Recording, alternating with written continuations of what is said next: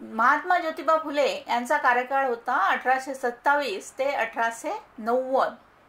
यांचा जन्मदिवस 11 एप्रिल 1827 हा होता. यांचा जन्म 11 एप्रिल 1827 या दिवशी सातारा जिल्ह्यातील कडगुण येथे झाला होता.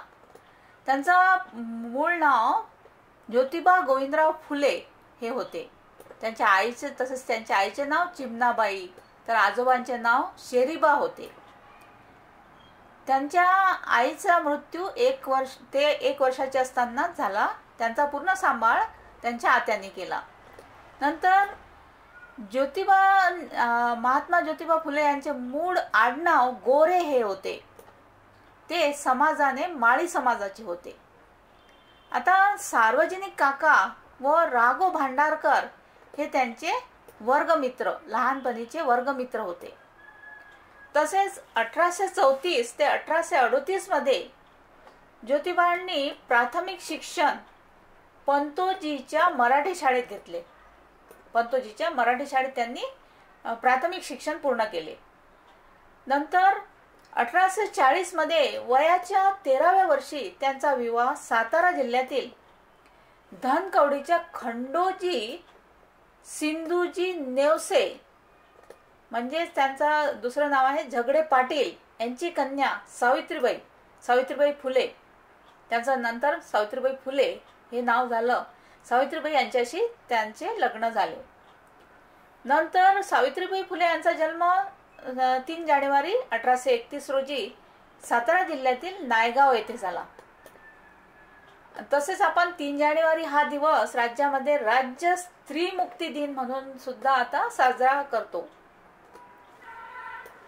3 जानेवारी 2004 रोजी महाराष्ट्र सरकारने सावित्रीबाई फुले यांचे नायगाव जिल्हा सातारा येथील जे घर होते ते राष्ट्रीय स्मारक म्हणून घोषित केले आहे. तसेच सावित्रीबाई फुले या देशातील पहिल्या शिक्षिका व पहिल्या मुख्याध्यापिका होत्या. हा प्रश्न महत्त्वाचा आहे फ्रेंड्स. नेहमी पेपरमध्ये विचारण्यात येतो की देशातील पहिल्या शिक्षिका कोणत्या, तर देशातील पहिल्या शिक्षिका व पहिल्या मुख्याध्यापिका या सावित्रीबाई फुले होत्या. तसेच महात्मा फुले यांनी त्यांची पत्नी सावित्रीबाई फुले यांना प्राथमिक शिक्षणाचे धडे दिले. त्यांचं पूर्ण शिक्षण करून घेतलं. सावित्रीबाई यांचे शिक्षण नॉर्मल स्कूल या शाळेत झाले. तसेच त्यांचे शिक्षक हे सुद्धा यशवंतराव परांजपे हे होते. हा प्रश्न सुद्धा पुष्कळ वेळा पेपरमध्ये विचारण्यात येतो. सावित्रीबाई फुले यांनी 1854 मध्ये काव्य फुले तसेच 1892 मध्ये बावनकशी व सुबोध रत्नाकर हे काव्य संग्रह लिहिले. हा प्रश्न महत्त्वाचा आहे. इथे तुम्ही पाठ करून टाका. हे काव्य फुले 1854 मध्ये तसेच बावनकशी 1892 मध्ये आणि सुबोध रत्नाकर हे काव्य संग्रह लिहिले सावित्रीबाई फुले यांनी. तसेच ज्योतिबांचे चिंतनशीलता व बौद्धिक कौशल्य पाहून शेजारी राहणारे उर्दू शिक्षक गफ्फार बेग मुन्सी व धर्मोपदेशक लिजिट साहेब यांच्या प्रयत्नाने ज्योतिबांना खाजगी स्कॉटिश मिशनरीच्या शाळेत प्रवेश घेतला. तसेच संस्कृत व्याकरण, ज्योतिष विज्ञान, धर्मशास्त्र इत्यादी विषयांचा अभ्यास ज्योतिबांनी या शाळेत केला. म्हणजे किती विषय केले? संस्कृत, व्याकरण, ज्योतिष विज्ञान, धर्मशास्त्र या सर्व विषयांचा अभ्यास ज्योतिबा फुलेंनी त्या शाळेत केला. कोणत्या? खाजगी स्कॉटिश मिशनरीच्या शाळेत. तसेच या शाळेत ज्योतिबांची मैत्री सदाशिव बल्लाळ गोवंडे या ब्राह्मण मुलाशी त्यांची निकष्टता म्हणजेच मैत्री वाढली. आता नंतर 1874 मध्ये ज्योतिबांनी लहुजी उस्ताद मांगसाळवे या पैलवानाकडून नेमबाजी व दांडपट्ट्याचे प्रशिक्षण घेतले. हा प्रश्न सुद्धा महत्त्वाचा आहे की कोणाकडून त्यांनी नेमबाजी व दांडपट्ट्याचे प्रशिक्षण घेतले, तर लहुजी उस्ताद साळवे यांच्याकडून त्यांनी नेमबाजी शिकली. नंतर फुले यांच्यावर संस्कृतमध्येच वज्रसूची, व कबीरांच्या विप्रमती या ग्रंथातील काही भागांचा प्रभाव होता. तसेच संत Tukaram, Chhatrapati Shivaji Maharaj, Martin Luther king यांचा पासून अन्यायाविरुद्ध लढण्याची प्रेरणा त्यांनी घेतली. 1874 मध्ये थॉमस पेन यांच्या राईट्स ऑफ मॅन 1847 मध्ये थॉमस पेन यांच्या राईट्स ऑफ मॅन या पुस्तकाचा त्यांच्यावर प्रभाव पडला. राईट्स ऑफ मॅन हा महत्वाचा पुस्तक आहे. या पुस्तकाचा त्यांच्यावर प्रभाव पडला. थॉमस पेन यांची इतर पुस्तके justice and humanity, common sense, age of reason व राईट्स ऑफ मॅन इतर सुद्धा पुस्तके त्यांनी वाचन केलेली होती. तसेच 1848 मध्ये ब्राह्मण मित्राच्या वरातीमध्ये एका माळ्याचा मुलगा म्हणून ब्राह्मणांनी त्यांचा अपमान केला. 3 ऑगस्ट 1848 रोजी पुण्यातील बुधवारपेठ मधील भिड्यांच्या वाड्यात ज्योतिबांनी देशातील पहिली मुलींची शाळा सुरू केली. कुठे केली? पुण्यातील बुधवारपेठ मध्ये भिड्यांच्या वाड्यात पहिली मुलींची शाळा त्यांनी सुरू केली. तसेच ज्योतिबा हे पहिले समाज सुधारक होते. मुलींच्या शाळेच्या स्थापनेचे प्रेरणा अहमदनगरच्या स्कॉटिश शाळेच्या शिक्षिका मिस फरार यांच्याकडून ज्योतिबांनी घेतली होती. 3 जुलै 1851 रोजी महात्मा फुले यांनी पुण्यातील बुधवारपेठ मध्ये अण्णासाहेब चिपळूणकर यांच्या वाड्यात मुलींची दुसरी शाळा सुरू केली. आता पहिली आपण पाहिली, आता ही दुसरी शाळा सुरू केली. तसेच 17 सप्टेंबर 1851 रोजी पुण्यातील रास्तापेठ येथे मुलींची तिसरी शाळा सुरू केली. 15 मार्च 1852 रोजी वेताळपेठ येथे मुलींची चौथी शाळा सुरू केली. ह्या शाळा लक्षात ठेवा, पहिली कुठे केली, दुसरी, तिसरी या कुठे कुठे त्यांनी मुलींची शाळा स्थापन केली, तर ते वर्ष लक्षात ठेवा. तसेच 19 मे 1852 रोजी पुण्यातील वेताळपेठ येथे ज्योतिबांनी अस्पृश्य मुलांच्या शिक्षणासाठी पहिली शाळा सुरू केली. हा महत्वाचा प्रश्न आहे की अस्पृश्य मुलांची शाळा कुठे चालू केली आणि कोणत्या वर्षी चालू केली, इम्पॉर्टंट आहे. तसेच 17 सप्टेंबर 1852 रोजी ज्योतिबा फुले यांनी पुण्यात लायब्ररीची स्थापना केली. 17 सप्टेंबर 1852 रोजी. नेक्स्ट आहे 16 नोव्हेंबर 1852 रोजी पुणे महाविद्यालयाचे तत्कालीन प्राचार्य थॉमस कॅन्डी यांनी ब्रिटिश सरकारच्या वतीने पुण्यातील विश्रामबाग वाड्यात ज्योतिबांचा विशेष सत्कार केला. तसेच आता नेक्स्ट आहे 10 सप्टेंबर 1853 रोजी महार, मांग, चांभार इत्यादी लोकांस विद्या शिकविणारी मंडळी या नावाची संस्था ज्योतिबांनी सुरू केली. तसेच ब्रिटिशांनी फुलेंच्या स्त्री शिक्षणासाठी दक्षिणा प्राइज फंड या सहाय्याने दरमहा 25 रुपयाप्रमाणे मदत केली. हा महत्वाचा आहे. दक्षिणा प्राइज फंड हा महत्वाचा प्रश्न आहे, हा लक्षात ठेवा. नेक्स्ट आहे 1854 मध्ये ज्योतिबांनी स्कॉटिश मिशनरी शाळेमध्ये अर्धवेळ शिक्षकाची नोकरी केली. अर्धवेळ शिक्षकाची नोकरी सुद्धा स्कॉटिश मिशनरी मध्ये त्यांनी केली. आता 1855 मध्ये भारतातील पहिली प्रौढांसाठीची रात्रशाळा ज्योतिबांनी पुण्यात सुरू केली. केव्हा केली? 1855 मध्ये प्रौढांसाठी शाळा. तसेच 1855 मध्ये ज्योतिबांनी तृतीय रत्न हे नाटक सुद्धा लिहिले. तृतीय रत्न लक्षात ठेवा, 1855 मध्ये तृतीय रत्न. आता शूद्रांची कशी फसवणूक करतात हे त्यांनी सवप्रमाण या नाटकातून दाखवून दिले. तसेच 8 मार्च 1860 रोजी पुण्यात ज्योतिबांनी पहिला पुनर्विवाह घडून आणला. पहिला पुनर्विवाह कोणी घडून आणला? महात्मा ज्योतिबा फुले यांनी 8 मार्च 1860 मध्ये लक्षात ठेवा. 1863 मध्ये ज्योतिबा फुलेंनी स्वतःच्या घरीच भारतातील पहिले बालहत्या प्रतिबंधक गृह स्थापन केले. बालहत्या प्रतिबंधक गृह कोणी स्थापन केले? महात्मा ज्योतिबा फुले यांनी 1863 मध्ये. व त्यानंतर त्यांनी पंढरपूर येथेही ज्योतिबांनी बालहत्या प्रतिबंधक गृह स्थापन केले. पहिलं केलं घरी पुण्यात आणि नंतर पंढरपूर येथे. नेक्स्ट आहे, निपुत्रिक असताना देखील दुसरे लग्न न करता फुलेंनी बालहत्या प्रतिबंधक गृहातील काशीबाई ब्राह्मण विधवेचा यशवंत हा मुलगा दत्तक घेतला व त्याला डॉक्टर केले. नेक्स्ट आहे 1864 मध्ये पुण्यातील गोखल्यांच्या बागेत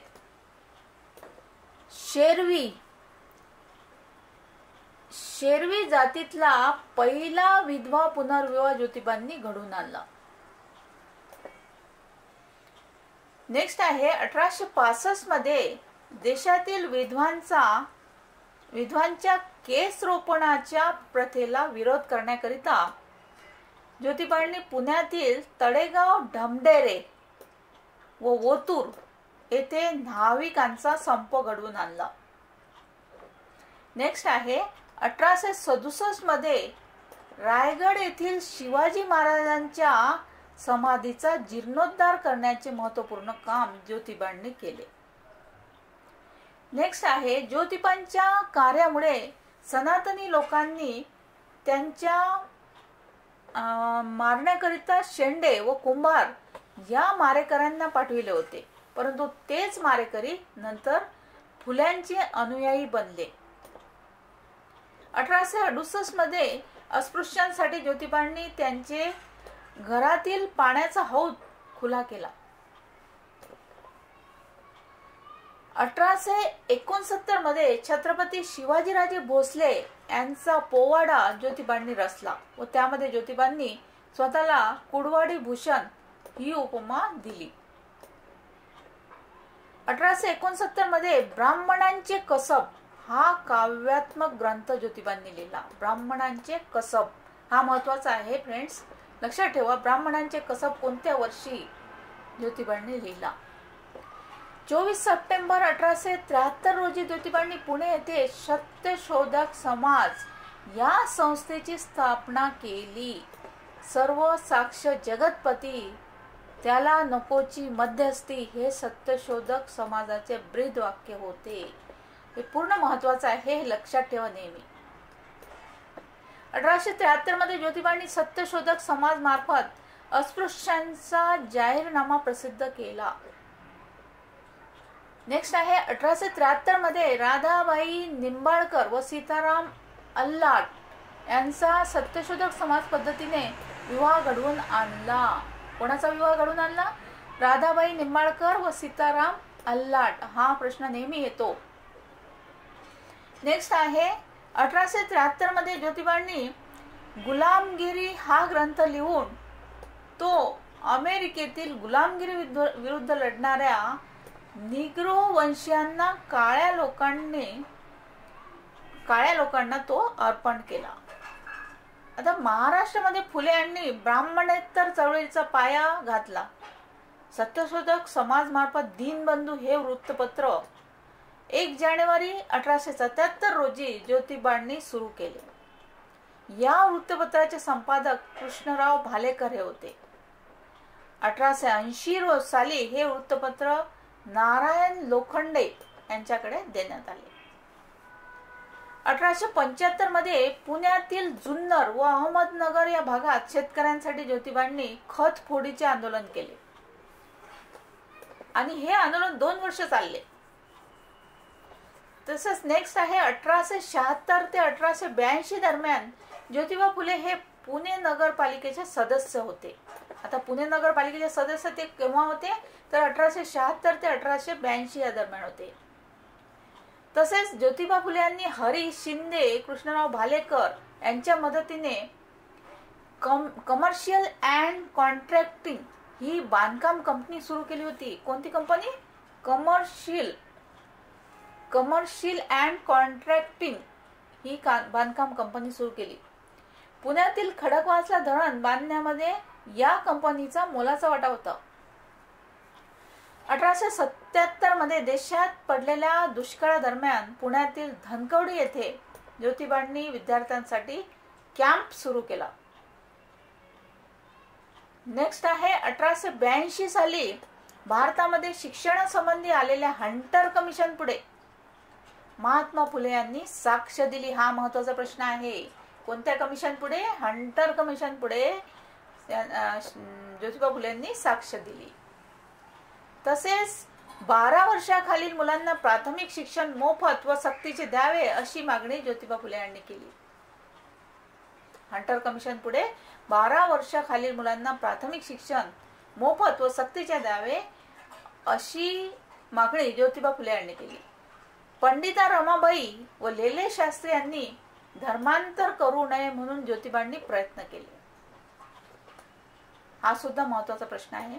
तसेच 25 सप्टेंबर 1884 साली रोजी नारायण मेघाजी लोखंडे यांनी मिल्स हँड असोसिएशन ही भारतातील पहिली कामगार संघटना ज्योतिबांच्या मदतीने स्थापन केली. कोणती? मिल्स हँड असोसिएशन ही भारतातील पहिली कामगार संघटना आहे. नारायण मेघाजी लोखंडे यांनी हे स्थापन केली.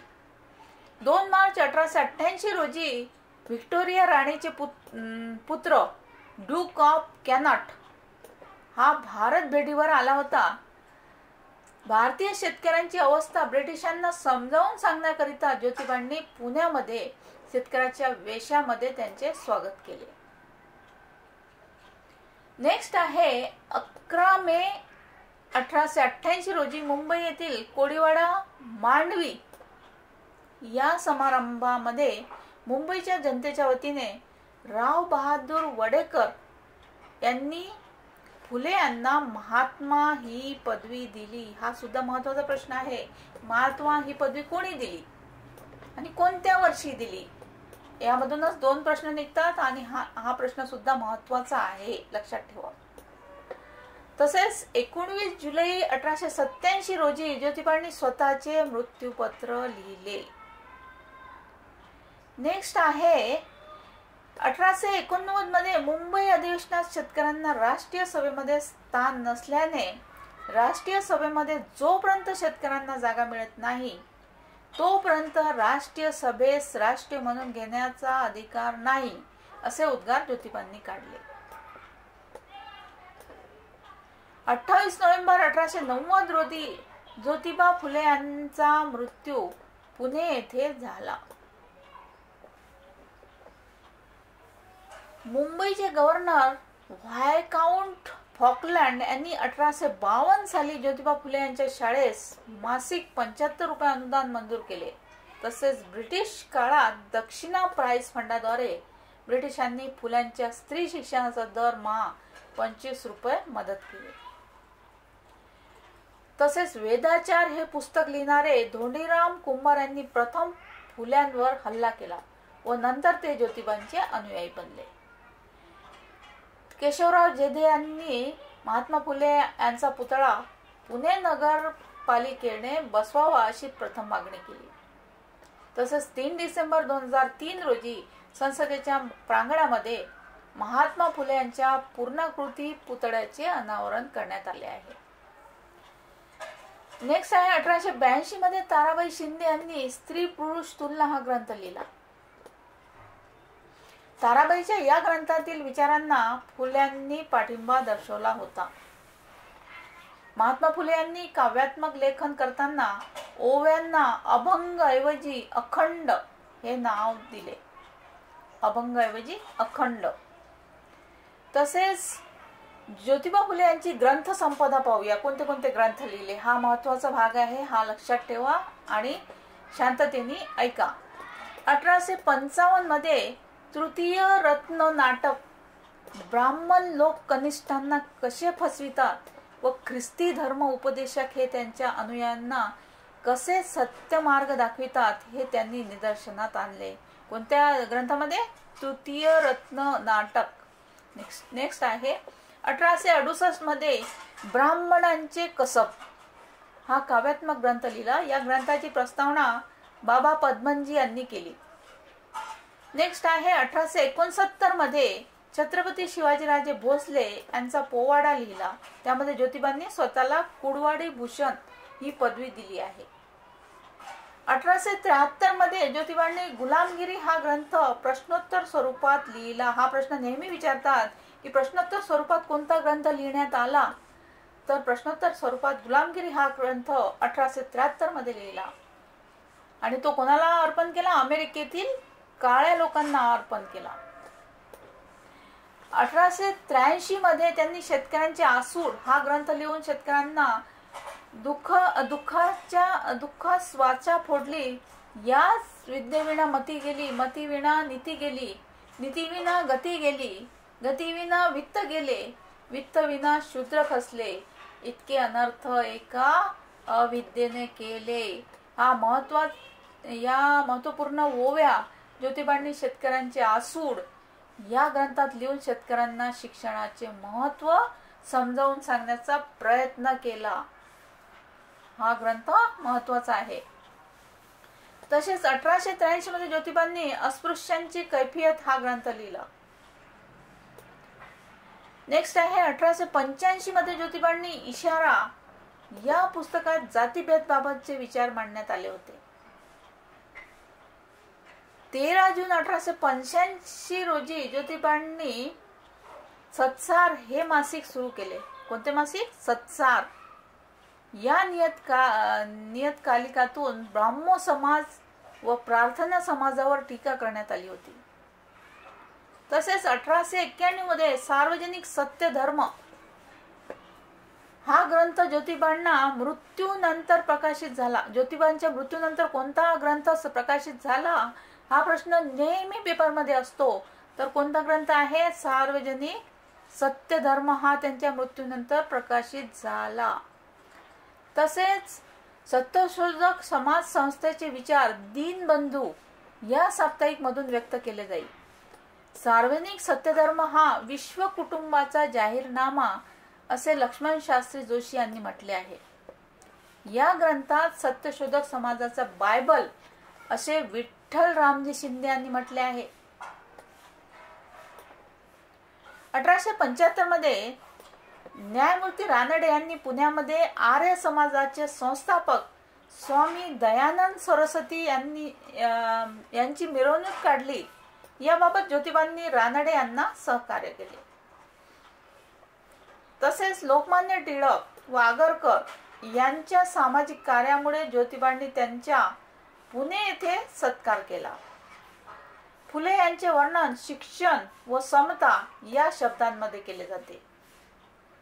महात्मा फुले यांना महाराष्ट्राचे मार्टिन लुथर किंग ही पदवी शाहू महाराज यांनी दिली. कोणी दिली?